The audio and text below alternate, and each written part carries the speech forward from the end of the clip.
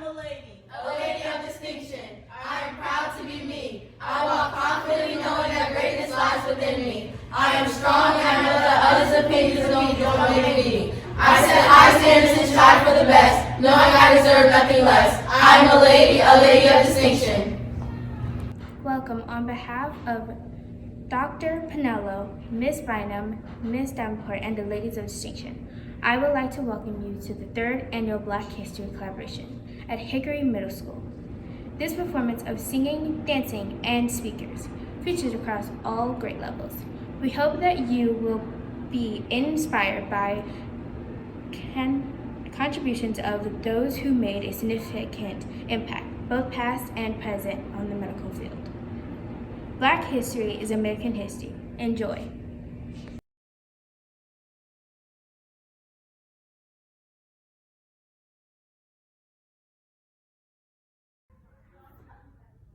February marks Black History Month. In the spirit of honoring African American culture and accomplishments, we look to medicine's past and present to highlight the countless achievements and barriers broken by Black physicians in America. You will hear from some of the countless African American medical pioneers and how they made history. We celebrate Black History Month. Black History Month is an annual celebration of achievements by African Americans, also known as African American History Month, which branched from New York History Week, the brainchild of noted historian Carter G. Woodson, and other prominent African Americans. Every U.S. president since 1976 has designated the month of February to be Black History Month. Other countries, like the United States and Canada, have also designated the month to celebrate Black history. We celebrate Black history. Oh, I'm sorry, I can't talk right now. I have to see my doctor, Dr. Smith. Hello, Willow. Hello. How are you? I'm doing great. Dr. Smith, how are you? I'm fantastic, thank you. Oh, that's so good to hear. I know you're my recurring doctor, but I was wondering if I could know a little bit about yourself. Of course. I'm the first Black doctor to practice with a medical license in the United States. I was born in 1813, and I earned my medical degree in Glasgow, Scotland. When I returned, I went back to New York to work alongside abolitionist Frederick Douglass to end slavery. He and I formed the National Council for the Colored People. Wow, that is so interesting. Oh my goodness. Dr. Smith, you need to... Of course. Howard University was opened in Washington, D.C. as a medical school for African Americans. We celebrate Black history.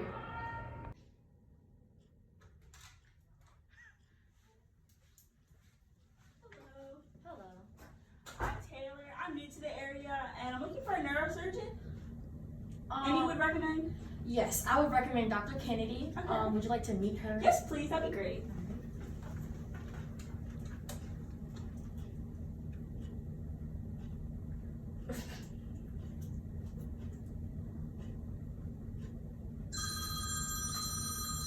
Hello, Dr. Kennedy's office. Yes, Miss Dr. Kennedy. There's a new patient here, and she would like to meet you. Okay, send her on. You can go right through that door, and she will greet you. Thank you so much. Hello. Nice to meet you. I'm Dr. Alexa Irving Kennedy. Hi, nice to meet you. I'm Taylor. I'm new to the area. I'm looking for a neurosurgeon. Well, you're at the right place. Okay. All right, let me tell you a little about myself. I am Dr. Alexa Irving Kennedy, and I'm the first female African-American neurosurgeon. I almost never became a physician due to what I called a crisis of confidence as an undergraduate math major. I recovered, earned a scholarship to University of Michigan Medical School, graduated cum laude, and went on to become the first female African-American neurosurgeon in the U.S. Along the way, I faced a great deal of prejudice. During my surgical internship at Yale New Haven Hospital in 1975, a hospital administrator called me an equal opportunity package. My peers at Children's Hospital of Philadelphia would vote me as one of the top surgical residents of 1981 to 1982. Wow, that's really impressive. I would love to schedule an appointment with you. All right, follow me this way. Hi, yes, Dr. Kennedy. She would like to make an appointment. All right, so we have March the 3rd at 4:30 p.m. and 3:30 p.m. And then we have March the 7th at 2:30 p.m., 3 o'clock, and 4:30 p.m. I'll take the March the 3rd at 3:30. 3:30. Can I please get your name again? Taylor. Last name? Vaughn. Can I please have your email address? taylorbvaughn@gmail.com.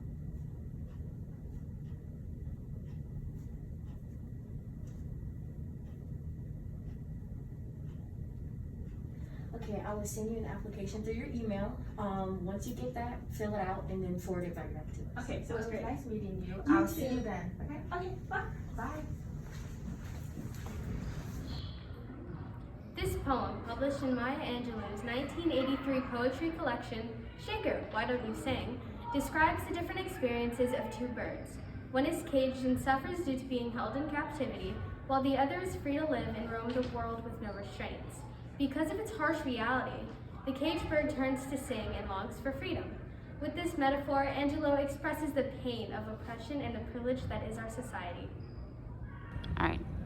A free bird leaps on the back of the wind and floats downstream till the current ends, and dips his wings in the orange sun rays and dares to claim the sky. But the bird that stalks down his narrow cage can seldom see through his bars of rage. His wings are clipped and his feet are tied, so he opens his throat to sing. The cage bird sings with the fearful thrill of unknown things, but long for still, for his tune is heard on a distant hill. For the cage bird sings of freedom.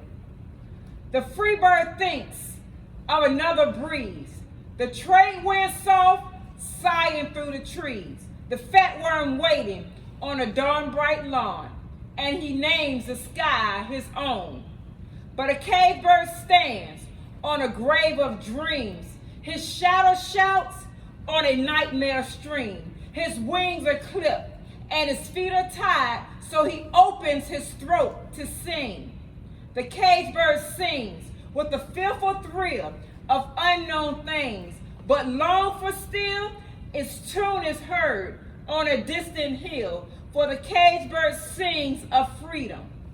For the cage bird sings of freedom. Hi, Dr. Logan. Hello. I am so excited for Black History Month. I can't wait to tell everyone about myself. If you was to tell people about yourself, what would you say? I would say, I am Dr. Jane Cook Wright, and I was born in 1919. I was one of the first African American graduates of Harvard Medical School.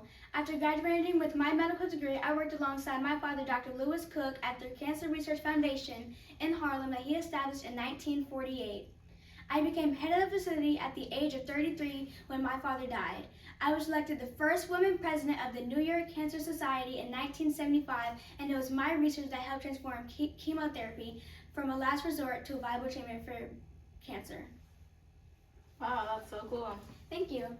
If they were to ask you, what would you say? I would say I am Dr. Mara Otto Logan, and I'm the first woman to perform open heart surgery.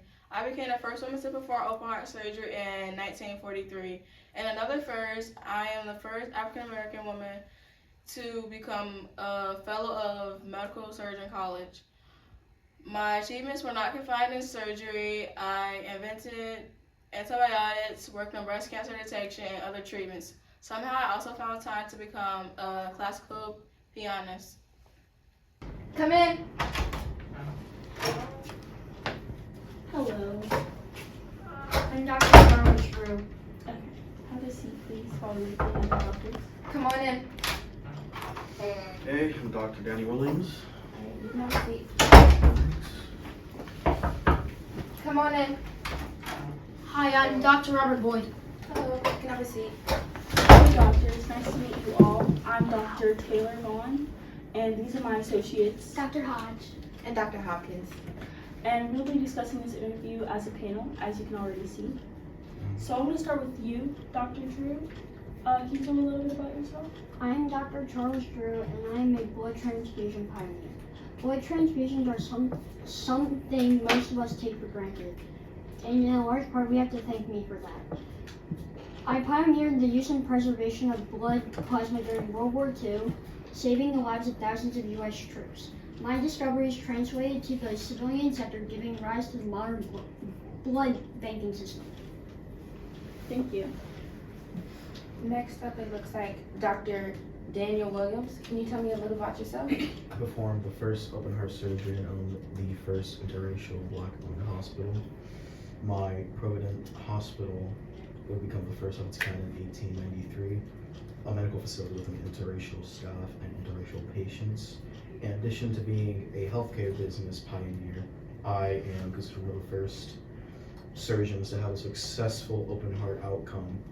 Later in life, I become the chief surgeon at Freedom's Hospital. Freedom's Hospital. Dr. Robert Boyd, can you tell me a little bit about yourself?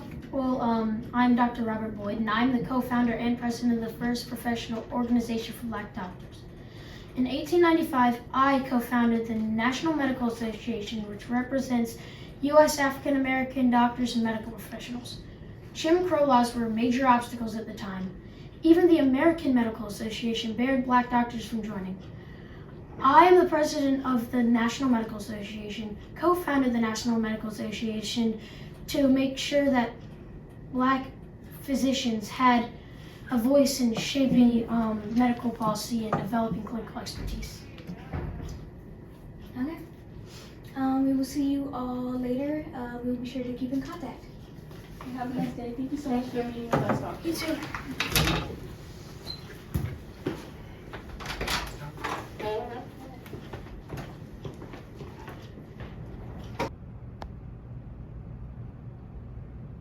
I'm Jocelyn Elders, and I was born Minnie Lee Jones on August 13, 1933 in Howard County. I took the name Jocelyn Elders while attending college. I am the eldest of 8 children and spent much of my childhood working in cotton fields. I was the first African American woman to attend the University of Arkansas Medical School, where I decided to become a physician. After being the director of Arkansas Department of Health and the U.S. Surgeon General in the administration of President Bill Clinton, I was inducted into the Arkansas Black Hall of Fame in 1995 and the Arkansas Women Hall of Fame in 2016. These are just a few examples of the many great African Americans who have championed equality and helped shape modern medicine. Dr. Robert Boyd, Alexa Irene Kennedy, Charles Drew, Dr. Daniel Williams, James McHugh Smith, Dr. Jane Cookwright. Black history is American history. What can one little person do? What can one little me, all you do? What can one little person do to help this world go round? One can help another one, and together we can get the job done. What can one little person do to help this world? Rebecca Crumpler was a woman who earned a medical degree. She began as a nurse, coming from a Black family, working for the Freedom Bureau, tending to help slaves. Rebecca Crumpler was a woman who earned a medical degree.